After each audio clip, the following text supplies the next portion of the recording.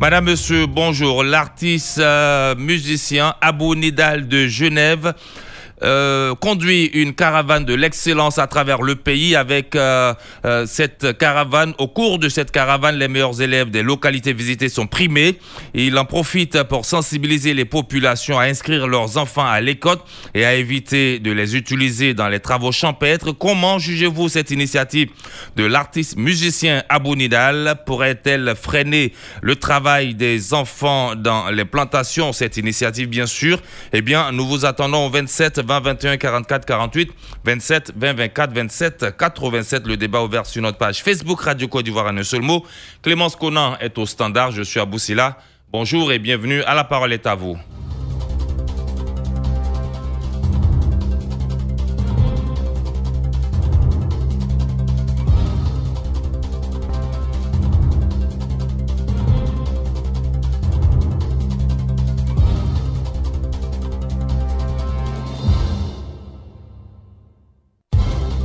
27 20 21 44 48, 27 20 24 27 87. Le premier à intervenir en direct aujourd'hui, c'est Zamblé qui nous appelle de Oumé. Alphonse Zamblé, bonjour. Bonjour Abou Sila. Aujourd'hui, on parle du Waratour avec l'artiste musicien Abou Nidal de Genève qui conduit une caravane de l'excellence à travers le pays. Au cours de cette caravane, les meilleurs élèves des localités visitées sont primés. Comment jugez-vous cette initiative? Bien, Abou Sila, au premier abord, je félicite Abou Nidal. Vraiment, c'est un très bon truc qu'il est en train d'entreprendre.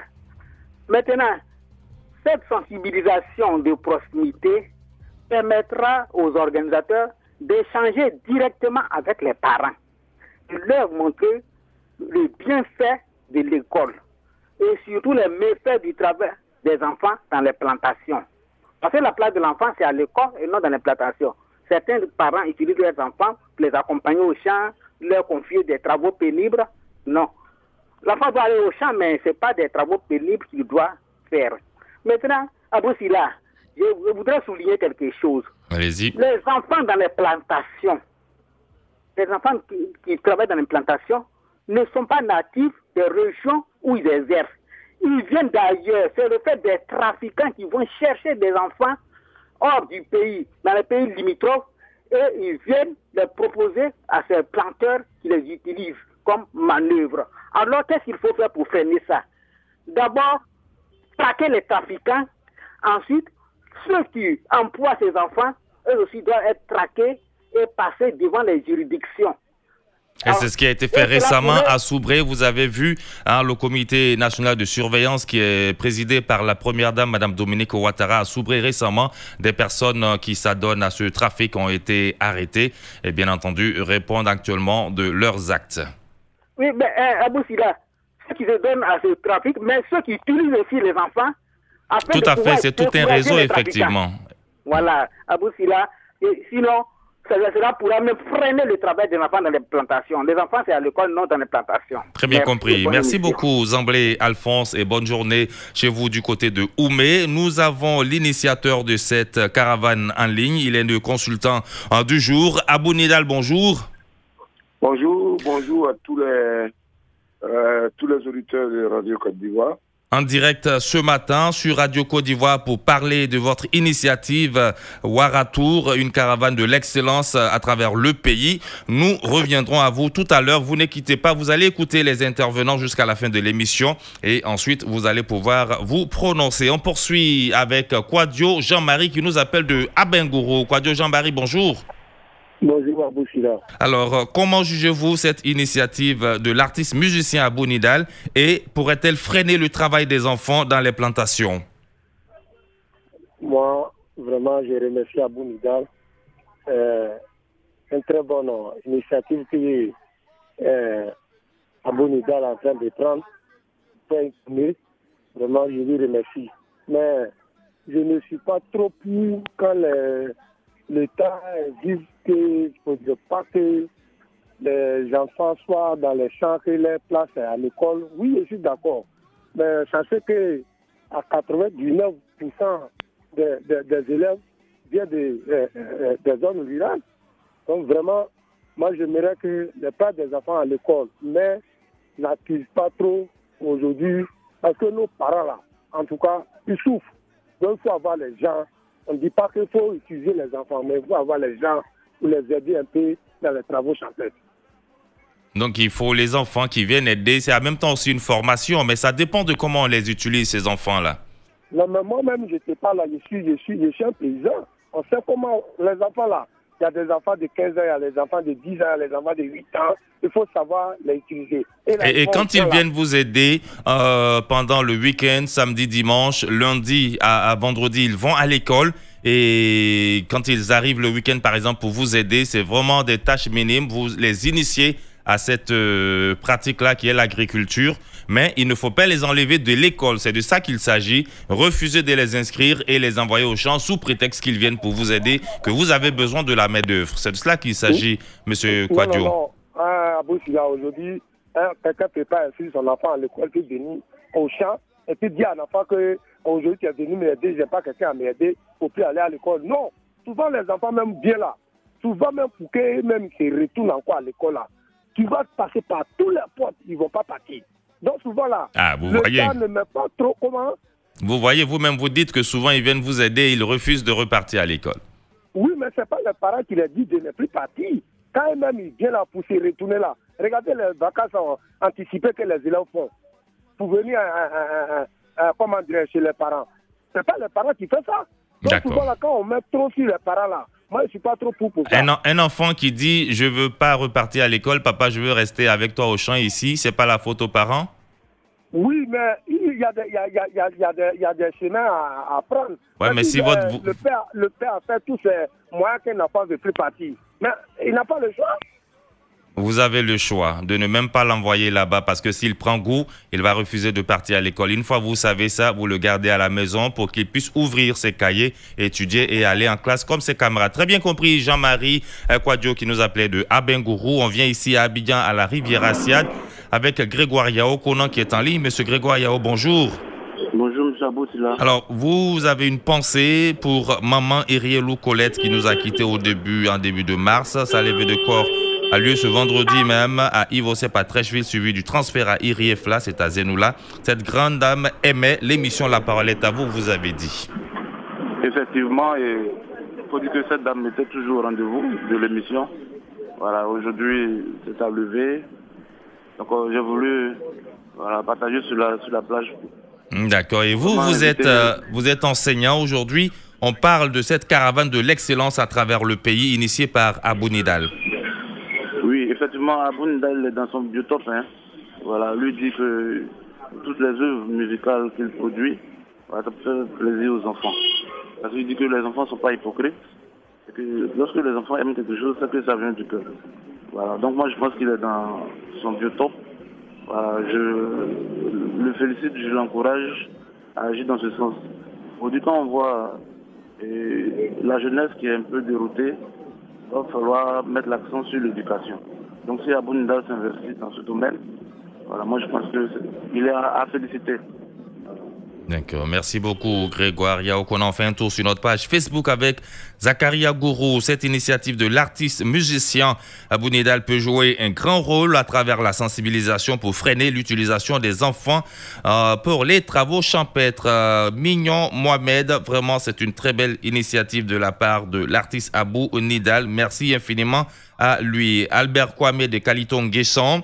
Abou Nidal a pris une très bonne initiative. Cela pourra motiver nos enfants à apprendre. Parlant des travaux d'enfants, je pense que cette sensibilisation devrait pas se faire seulement qu'en brousse, car en ville, on a des enfants qui vendent au Carrefour, même devant les voitures. Je peux même dire que ces enfants-là sont un danger, ils sont en danger à tout moment. Il faudra donc penser à eux pour la sensibilisation. 27 20 21 44 48, nous allons du côté de Gbeke. Nous sommes à Boaké, au quartier d'Arrêt Salam avec Kofi Gamlele. Bonjour Kofi.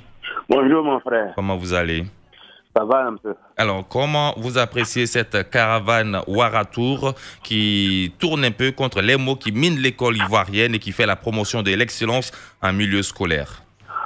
Moi, à ce niveau, je suis un peu frustré. Parce que j'ai l'impression que nous qui travaillons au champ, nous n'avons pas de valeur. Quand j'ai vu tout dernièrement à la télévision, on est en train de poursuivre les gens dans les plantations. Dans toute chose, il faut commencer par les enfants. Les initiateurs de l'école, nos colonisateurs qui sont venus, ils ne sont pas tombés directement sur les personnes âgées pour nous coloniser. Donc, tout s'apprend quand on est jeune. Maintenant, on nous dit que les enfants qui vont à bas âge, ils vont dans les plantations, pour cela, on refuse d'acheter nos produits. Bon, ces enfants-là, qu'est-ce que l'État, ou bien ceux-mêmes qui viennent dire à nos dirigeants ici, de chercher nos enfants dans les plantations, qu'est-ce qu'ils ont prévu quoi pour ces enfants-là? Si ces enfants ne réussissent pas à l'école, qu'est-ce qu'ils vont devenir? Moi, j'ai 2 enfants qui sont en train de faire du vagabondage à Abidjan là-bas, alors que je suis paysan. J'ai ma plantation, j'ai des personnes pour travailler dedans, et parce que le fait que quand ils étaient petits, ils ne sont pas partis dans les plantations, ils ont peur d'attraper une machette ou bien une daba aujourd'hui. Je demande pardon. On n'a qu'à penser à nous les paysans. Si nos enfants ne nous aident pas, qui va nous aider? Qui va laisser son enfant aller aider un autre planteur? On dirait que nous qui travaillons au champ, nous n'avons pas de valeur. Vous avez une très grande valeur, M. Gbamele. La question que j'ai pour vous avant de poursuivre, est-ce que vous êtes allé à l'école? Quand je vous écoute vous exprimer, je me demande, est-ce que vous êtes allé à l'école? Oui, j'ai été à l'école. Vous êtes parti à l'école et vous êtes paysan, n'est-ce pas?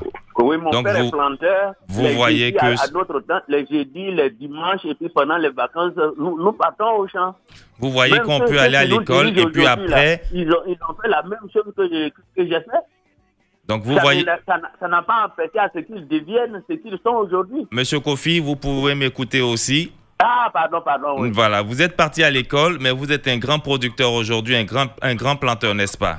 On dirait. Vos enfants peuvent également aller à l'école et puis devenir grands planteurs si vous leur donnez la chance de continuer. Ils sont à Abidjan, vous avez dit, ils sont en train de vagabonder. Ils ont quel âge?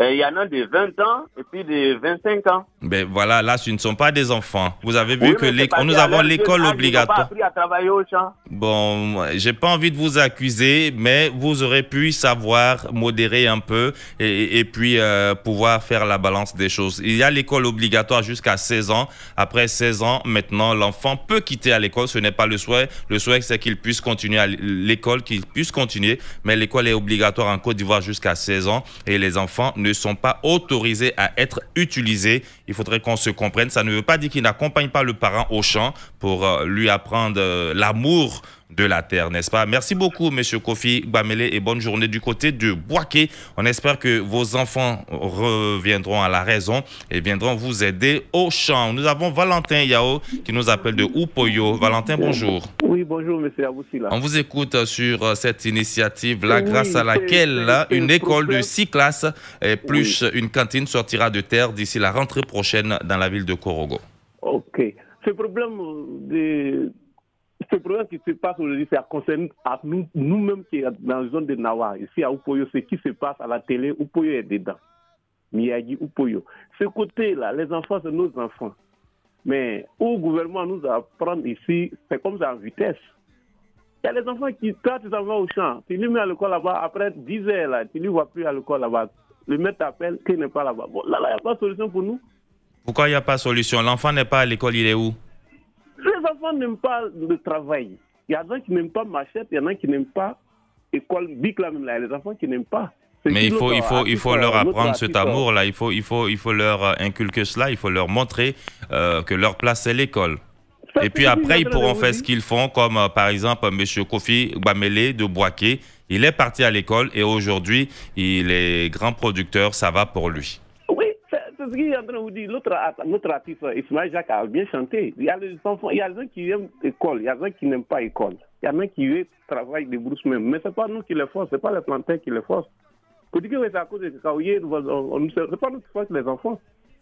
Il y a des enfants qui n'aiment pas même le travail, ils n'aiment pas l'école même du tout.